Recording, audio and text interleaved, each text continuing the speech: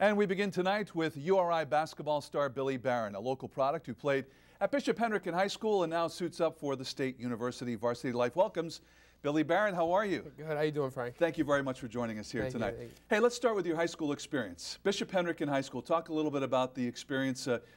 Number one, to be educated there, but also to play on the basketball team. It was great. It was great. I got to play under a great guy, Jamal Gomes. I love him. I talk to him all the time still. We won a few championships there when I was there.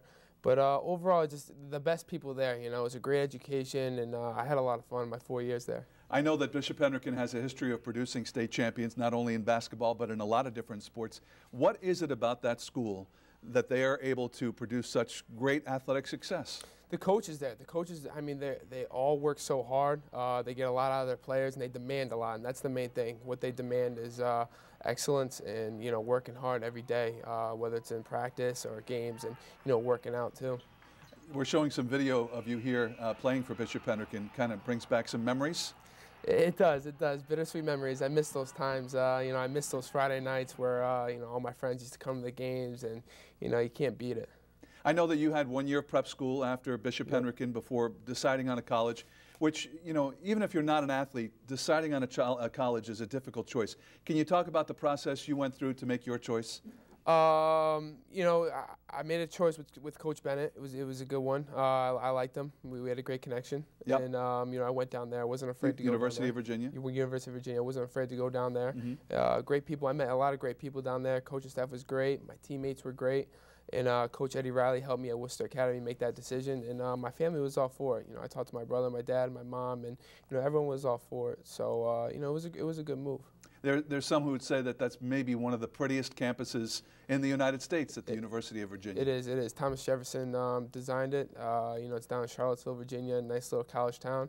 And, you know, overall, it was a good experience. Ultimately, though, you decided to come back to the University of Rhode Island. I did. Tell me about that. You know, I wanted to come back. I always wanted to play for my father. You know, I wanted to also get out and see what the other side of the fence was like, seeing what it was like to play, you know, for someone else than my father. But coming back, you know, I love Rhode Island. It's a great state. I love going to Newport, Providence. You know, you can't beat it. I'm a Rhode Island kid.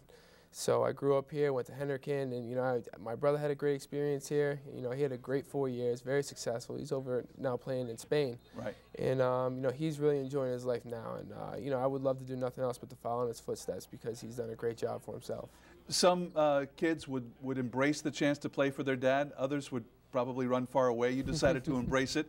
You know, what was it about? Was it your brother's experience with your dad that helped you decide, or was there something else at work here? It was a little bit of both. It was a little bit of that. And you know, my father knows me more than anyone else when it comes to basketball.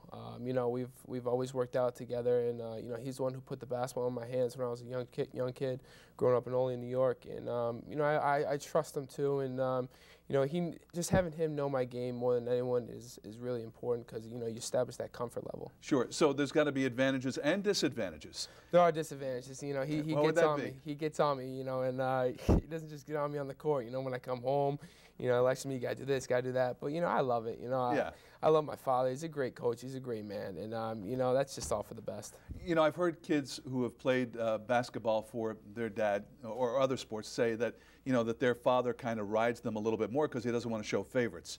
Do you believe that that's the case with you? Well, yeah, and that's why you got to also work hard. You know, you have to be a leader. You have to be a vocal leader, and you also have to be a leader on the court when you're working out in your game, and, you know, when no one else is in there. And, you know, that's something that I try to establish, and you know, I just try and continue to work hard and not let any of that, you know, interfere because, you know, he's going to play whoever he feels is best to be out there on the court. So what means more to you, playing for your dad or knowing that this is a guy who can get you to play at a very high level, get the best out of you? That's it. Number one? That's number one. Playing for my dad is number two because, you know, Jimmy right now is, I mean, he was just like me coming out of Hendricken, 6'2" kid, and, you know, no one really thought he could make it, but you see what he did at Rhode Island, all-time leading three-point shooter in the Atlantic 10 Conference, and now he's playing over in the second-best league in the world in San Sebastian, Spain.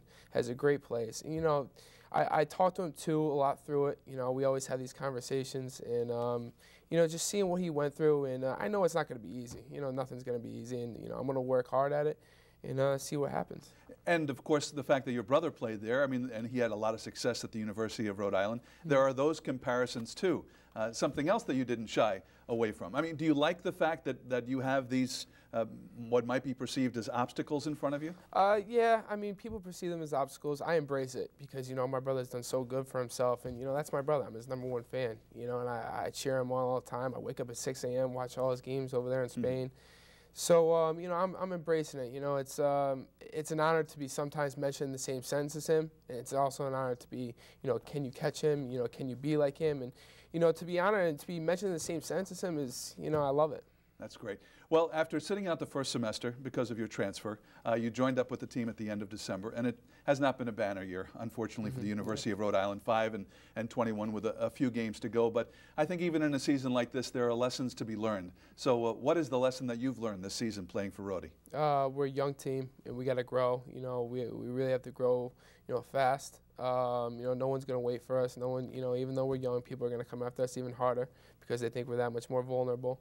But, you know, learning what to do right, what to do wrong, you know, late game situations, knowing how to handle those, and, you know, knowing how to prepare for games better as a team, you know, as players coming together. And, you know, there's a lot of bumps in the road, but, you know, I mean, we have to learn from them and, you know, come back stronger next year. Does the team have a goal for the remaining games of the season? Yeah, definitely. We gotta, you know, we have to win the majority of our games coming out of the season to get into the A10 tournament, and that's something we're gonna fight to do, and we're gonna fight to the last minute of the last game. You know, see what happens from there. Is there any measure of disappointment on the team? There is.